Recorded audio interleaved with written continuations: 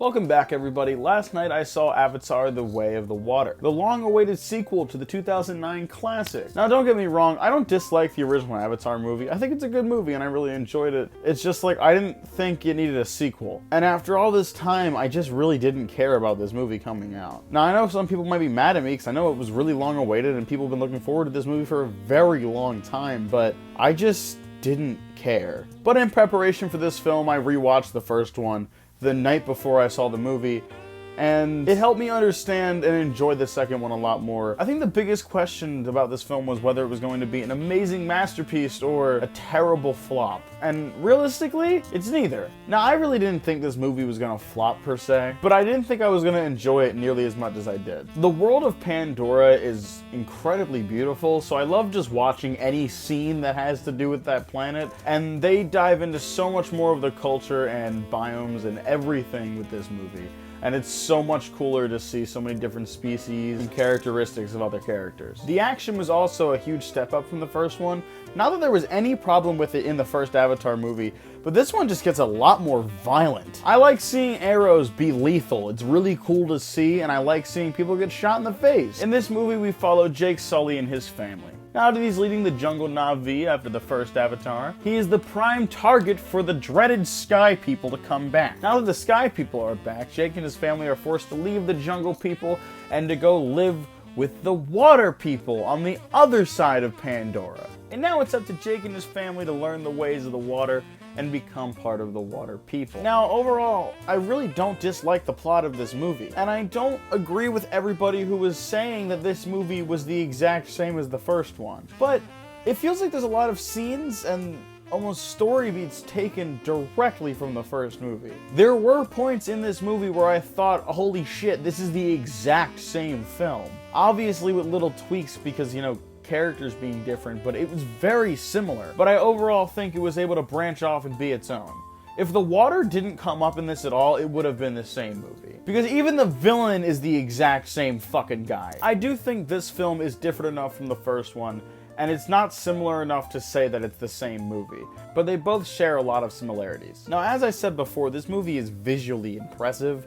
Every single character looks phenomenal and even better than they did in the original 2009 film. And not that they looked bad there, but it just really shows how far technology has come along. And I also like the different body traits between the jungle and the water people. The fact that the water people had thicker arms and thicker tails so they could swim better was way cooler than I expected that to be. I also just think the sea wildlife is a lot cooler than the land-based ones. I like seeing them more, and I like seeing the characters swim around in the water. The water was a really fun place to take these characters. Now, obviously, Jake and Neytiri returned from the last film with the added weight of 4 kids. Now, I honestly think all the kids in this movie were pretty interesting, and I know the major audience is probably gonna be like, man, fuck Lo'ak. That guy caused all the problems in this movie, and he's the worst character. Although he causes a lot of conflict, I heavily disagree with that.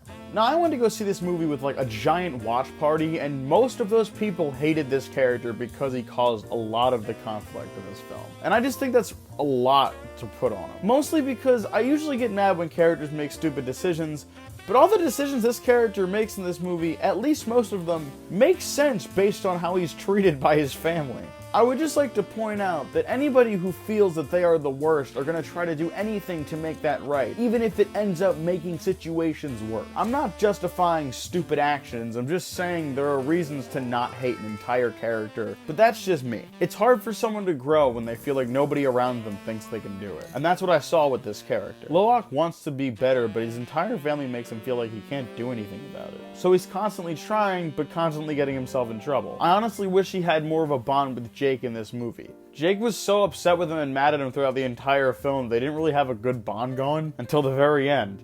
And I kind of wish I got to see more of that. But I don't know, maybe that's something that they're holding off for the third Avatar film. The rest of the kids were cool and they were all pretty interesting.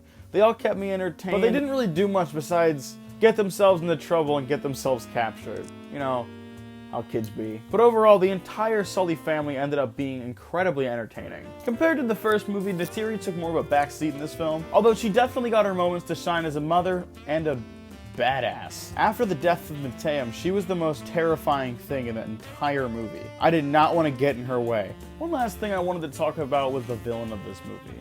The Colonel from the first film dies with 2 arrows in his chest, but then he's back in this film. But not the one that we saw die, an Avatar clone of him. Now, I don't necessarily dislike this plot, and I think it kinda works. My problem with it, though, is how they end up handling the character in this movie. I think the clone should have been killed off and shouldn't have been saved by his orphan bastard son. They're saving him for future movies, and that's kind of my biggest problem with it. I don't know why there has to be more of these movies. To be honest, I don't know why the fuck there had to be a sequel in the first place. This is one of those franchises that I think can just be done and we can be happy. We don't have to keep adding to it. I don't know.